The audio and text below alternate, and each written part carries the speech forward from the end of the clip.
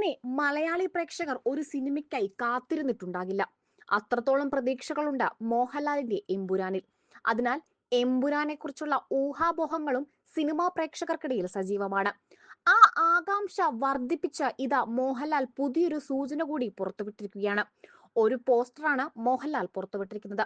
Landmark announcement നാളെ ഉണ്ടാകുമെന്നും പ്രഖ്യാപിച്ചിട്ടുണ്ട്. ഇരു കൈകളിലും തോക്കു പിടിച്ചിരിക്കുന്ന മുഖം ഫോട്ടോയിൽ വ്യക്തമാകാത്ത പോസ്റ്ററാണ് പുറത്തുവിട്ടിരിക്കുന്നത്. മോഹൻലാൽ തന്നെയായിരിക്കുമോ അതെന്നും മറ്റേതെങ്കിലും താരം ഉണ്ടാകുമോ എന്നുമാണ് പ്രേക്ഷകർ ഉറ്റുനോക്കുന്നത്. തെന്നിന്ത്യൻ സിനിമാ പ്രേമികളും ആരാധകരും ഏറെ ആവേശത്തോടെ കാത്തിരിക്കുന്ന Lyca productions, Aashirvad cinemas, Sree Gokulam movies നിർമ്മിച്ച മോഹൻലാൽ ചിത്രം എമ്പുരാൻ മാർച്ച് 27-നാണ് ആഗോള റിലീസിലെത്തുന്നത്. മലയാളം, തമിഴ്, തെലുങ്ക്, ഹിന്ദി, കന്നഡ ഭാഷകളിൽ പാൻ ഇന്ത്യൻ റിലീസായി എത്തുന്ന ചിത്രം സംവിധാനം ചെയ്തിരിക്കുന്നത് പൃഥ്വിരാജ് സുകുമാരനും രചിച്ചിരിക്കുന്നത് മുരളി ഗോപിയുമാണ്.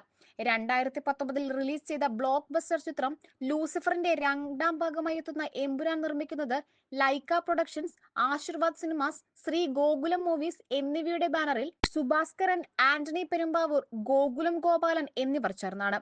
3 ഭാഗങ്ങളായി കഥ പറയുന്ന ഒരു സിനിമ സീരീസിന്റെ രണ്ടാം ഭാഗമാണ് എമ്പുരാൻ.